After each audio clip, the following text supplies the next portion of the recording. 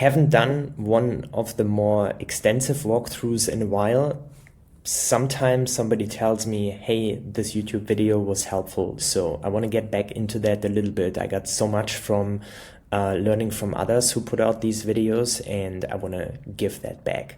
Some of that is really fundamental stuff. There's going to be a bunch of stuff out there, but there's always kind of different styles to build workflows in Clay, and maybe there's somebody out there who can benefit from this. I'm also luckily very busy, so I generally only put stuff on LinkedIn, but I wanted to get back with a little bit more less rushed videos that I put up on YouTube. So why is a LinkedIn URL finder so important and so powerful? I'm implementing like a champion tracking play where companies get a notification or put it into a sequence when a previous happy user of their tool moves to another company. That is something I'm implementing almost with each of my clients. It makes a lot of sense. It's a nice evergreen play to run, but it really needs LinkedIn URLs to work. This only works off of LinkedIn, and basically when you want to track a champion, you need to have their LinkedIn URL. I would say that from all the CRMs I've seen, on average, there's probably 10-20% of relevant contacts with LinkedIn URLs. Mostly that's not in there. I'm so busy with my world, I don't even know exactly what's out there in terms of like what tools do enrich LinkedIn URLs as well, what CRMs do that. The interesting thing is, first, they have to do it one way or the other. There's, as I see it, only two approaches, kind of the scraping approach where you basically do searches and try to resolve that LinkedIn URL from the input data, name, company domain, things like that. Or you have to do a database lookup. Integrated tools will likely be more expensive. This is then going to be a credit or 2 credits or 5 credits or whatever. And these credits are generally expensive. And the other thing is, they have to do it kind of the same way as a Clay workflow does it. And that's what I want to show. Also, I think the added benefit doing this with Clay is, in isolation, you gotta have Clay, you gotta have somebody who can implement it. This is not super easy. All of these things don't make sense if this is the only thing somebody wants to do. But if it is, this is how it can be done. Sorry, what the better way to say it is, if it's part of a bigger package where a lot of CRM hygiene is running, where a lot of evergreen plays are running, then it kind of really folds into all of that cost of setting it up, cost of Clay. And this is why I think it's so powerful and meaningful to have routines like this. I call them CRM routines. And I think they are super powerful because they enable so much downstream in GTM. So what are you here for? How to build LinkedIn URL Finder with Claygent and database lookup in Clay. This is how it looks. Sorry, going back. What I'm going to show. We're going to read from the CRM. Then I will show the Claygent that goes out and finds the LinkedIn URLs. That will use structured JSON for the output of that, and I will show why that is so helpful for downstream in the workflow. I will use conditional formulas in order to, with that, you basically create highest possible coverage at the lowest possible price. Because things only run when they need to run, and things are also sorted the way they need to be sorted and qualified, and all of this is conditional formulas. Then I will show, like, it's super simple, which data providers to use for the resolving of email to LinkedIn URL, and then it's just a final column writing it back to the CRM from where it will be picked up for other then the data is in the CRM and other use cases are enabled by that. So this is how it looks. Import from Salesforce, It's kind of an invisible but important part of this. So for example, this is in production, this is live, and as you can see in this instance, the client has about 6,500 contacts in a Salesforce list where they want to have LinkedIn URLs, but don't. You can set these rules and filters up that these lists only include contacts that don't have a LinkedIn URL, which makes a ton of sense. Sometimes that's an overlooked detail, and then you can check for that in Clay. If we already have a LinkedIn URL, don't run, basically. But this is really where it starts, a defined list in the client CRM that contains the contacts that we want to have LinkedIn URLs for. I blurred out the PII, but just imagine names being there, names of companies, first name, last name, email addresses, and so on. So the first thing we do, we pull in all those contacts from the list. And the next thing we need to do is create a lookup contact column, which basically takes the contact ID that we have from the initial pull and reads all of the data we have for that contact. This is how that column looks. We want to look at the Salesforce object contact. We put in the Salesforce ID, or we want to look for the Salesforce ID because this is what we get from the initial pull. The Salesforce ID is here, and what that basically does, it gives us the result of like everything we can know about this individual contact. All the data in Salesforce for this contact is now right inside of Clay. From here on, we can map out the fields. So for example, here, this field just pulls from, oh, that's actually interesting. So this is already where you can put in like little sprinkles of excellence. So this is not just take the first name and output it into a column, which is kind of the easy way to do it, or the most straightforward way. But the way I like to implement things, because data is very messy, if first name isn't only a minus and has data, then print first name. What that already does, I have seen in this CRM instance, there's quite a few hundred contacts actually, where the first name only was the dash. I don't want that in the workflow. I start with clean data, and this is why I don't just map out the field, but actually already sort it. Many different ways to do it. I generally do things this way. That means here we don't have all the stuff where you basically don't have a name, but only actual names. The next thing that makes a lot of sense to do is to do a lookup for the company, because once we do a lookup for the person, we also want to know what company are they working for, because from there I will get to company name, which is something I want for the Claygent to find the right person. You can also get to the company name by isolating the part after the @ from the email address. In most cases, that will be the company domain, but somebody may sign up with, for example, a parent company's email address or something like that. And then you may get like inaccurate data for the lookup.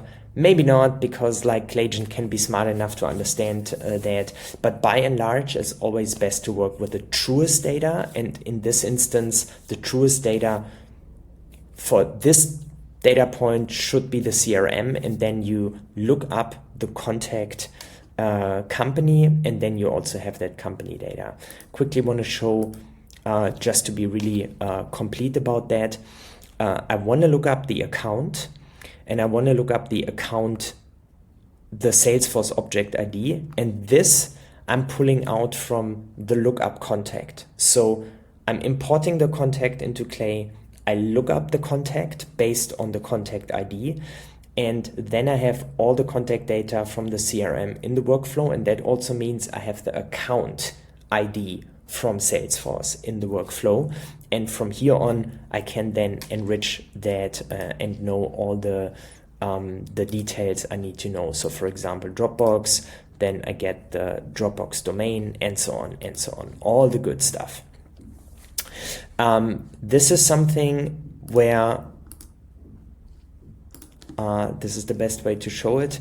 The last name could be a an email address. That doesn't have to be in like every CRM instance like that. It's just here, data is messy, and sometimes we have as a last name the email address. And if the last name is an email, then I want to have that put out. So because we may have, this is an interesting part, we may have the email in the email field, or we may have the email in the last name field. So 2 steps, map out last name. If the last name contains an @ it's an email address. And then here is a merge column that looks into, if the last name is an email, use that.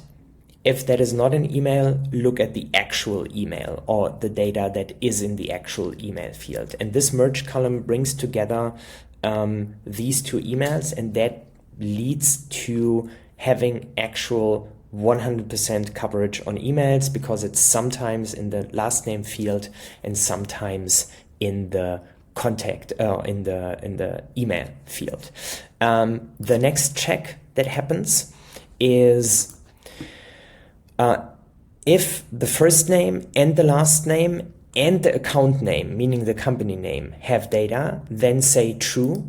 The reason I do this, if I don't have a first name and a last name and the name of the company, I will not be able to find that person, because that is the absolute minimum in order to do that lookup. So what we've done, kind of really work around all the data inaccuracies or the unclean data that's generally existing in CRMs, and get to a point where we look at clean data, merged data, so I don't miss like 25% of the email addresses, and I run this check that we actually have enough data to do this thing. So for example here, we don't have first name, last name. You can do a resolution and look like, okay, do we have first name, last name in the email address? There's an infinite amount to expand these things. In this instance, I made the decision to say, you know what, I want first name, I want last name. If we have that, then stuff can run. So what's happening next is a Claygent, which is probably the most interesting part of that. I think that formula stuff is a detail that I would imagine is often overlooked, but it just really increases the accuracy of all of that you're doing here. But let's be real, people are here for the Claygent, and this is kind of how this Claygent looks. I use meta prompting, so I have my own Claude project that is instructed how I want prompts to look like, and this is not a prompting session per se, that would be its own video, but this is basically a prompt where you have the role, goal, constraints, guidance, and so on. What do I want it to do? If this is something where I should make a video on how that should be or how that can be done, just drop a comment so I know somebody watched this, it's interesting for somebody, and then I'm happy to do that when I get to it. But this gives it really a lot of context. So for example, what you find must have linkedin.com/in. It cannot have any other format. These things have to be in here. This Claygent even is specifically primed to find people in user research roles, because that is where this client's customers and champions will work in. The advantage of that is that if there's ambiguity in terms of, okay, we have 2 Mark Millers at this huge company, then it is the Mark Miller who is a user researcher and not the Mark Miller who is, I don't know, head of operations or finance or anything like that. This is just one of these things where I do believe building this in Clay leads to better or much better results than relying on an individual data provider. In all likelihood, when a CRM auto enriches this, they will do a database lookup in terms of, do we know the email address? Do we know who that belongs to? And then it outputs it, which will not have very high coverage. Then the other important part is that the output should be structured JSON. This is already output like that in my Claygent. And then I also use that output like here. This is what structured JSON output looks like, which is kind of code where the results of the Claygent should go. And this is so powerful because it gives us this. This is probably the most interesting part of this video. So we don't only get a LinkedIn URL, which if you use a Claygent with just one result, this would be it. You would get the LinkedIn URL. And what this does, because of the structured JSON, creates all of these fields. For example, the name match, true, company match is false. We don't have a verification status, so the confidence is low. That is all individual outputs that I can tap into for formulas. And what that means, we see it visually here, that this is red, which means the confidence is low, that we actually got the correct result. And instead of outputting all the LinkedIn URLs we can find in this workflow, the way it's set up is print LinkedIn profile URL. You should always start with like get this data field or look up that data field. That is good practice for this, but it should only print this if the following conditions are true. Confidence is not medium or low. That was just easier to type than to say high or very high. I don't know, like slice and dice it however you want. But that protects me against output of LinkedIn URLs where the likelihood that it's the correct LinkedIn URL is lower than I want. And if confidence is not medium or low and the verification status is verified, which is kind of the internal mechanism that I've baked into the Claygent to make that conclusion. Is this a verified LinkedIn URL or not? If that is verified or likely match, then it should be output. There is also, like, depending on how detailed the client wants to be, or like how detailed the company wants to be with this, you can also just say, you know what, it's good enough. If this thing thinks it's the right URL, just output it.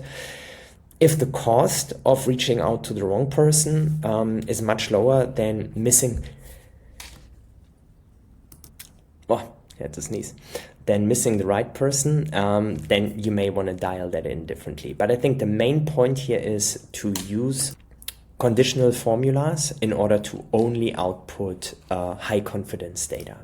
And from here, we are at a point where we have used Claygent in order to find LinkedIn URLs. And this works for, I don't know, I didn't look at percentages, but for a good amount. The beginning of this data set is a little bit odd because like names are missing and stuff.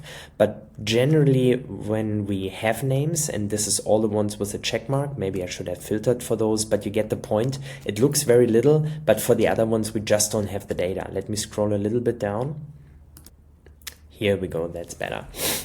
This is also a little bit meta because it's an import from Salesforce, and there's also a bunch of Salesforce people in this data set, so this is a little confusing, but more or less what you see here, this is all contexts where we have the data we need to potentially look up the LinkedIn URL, but in many instances, the confidence is just not high enough. Here, it doesn't even output it. This is like how you can play around with Claygent in order to increase that coverage, but I've got that pretty dialed in, so I'm confident that this is all right. And the interesting thing is I'm using 3 further providers for a different approach then, because if you use only one approach, you will only capture so much of what can be captured. Claygent couldn't find it, cool, but that doesn't mean there is no database provider that can find it. So for example here, what do we have? There is a LinkedIn URL, but the confidence is medium, so this is not cutting it. This is not what I want to output into the CRM. So what's happening then is all conditional. I'm using Snov, Datagma, and LeadMagic in that order, because Snov and Datagma, I think they are 2 Clay credits, and LeadMagic is 10 Clay credits for the lookup from email to LinkedIn URL, but they also have really, really good coverage. So instead of like running LeadMagic from the beginning, which will be 10 credits per LinkedIn URL. I'm running Claygent, which is like a tenth of a penny. Maybe I should get into that. So a Claygent result like this is actually a tenth of a penny because I'm directly plugged into OpenAI, and then I actually have it as a requirement that all of my clients do get a tier 4 OpenAI and Anthropic account in order to enable these cost savings down the road. So anyways, Claygent results are super cheap and generally very high quality. Then conditional formula to only run Snov if Claygent, if this column, because it's like validated URLs because of the conditional formula before, only if this column does not contain a LinkedIn URL, then Snov will actually try to look that up. The same with Datagma. Here, the trick is to string it together the right way. So for example, Datagma should only run if neither the Claygent URL or Snov haven't found anything. So only if these both conditions are true, then Datagma will run. And the same has to happen with LeadMagic. Let's quickly look into it. LeadMagic has to even have more conditions, which is only run if contact email has data. So that means we do have like an actual person in the CRM, and if URL via Claygent and Snov and Datagma are empty. So we do have to have data we want to play with. I only need an email. In this instance, I really only need an input email. I don't need a name. I don't need a company. That's all good. And then LeadMagic will do the lookup. And as we can see, LeadMagic has pretty good coverage here. And the final URL is really a kind of a manual merge where I also normalize the domain. I don't want like www, HTTP, whatever, like all of this stuff I don't want in there. So normalize the domain in URL via Claygent or Snov or Datagma or LeadMagic. If there's anything before the LinkedIn, remove it and never output HTTP, all of the stuff, so we get super clean LinkedIn URL output. And this is what I also mean with style. I have a certain style to build these things. You can build these things differently. I'm never saying this is the best way to build it. It's really just the way I build it. What I generally hear is that I work very detail oriented. I take that as a badge of honor. It comes at the price that I generally take longer to build things.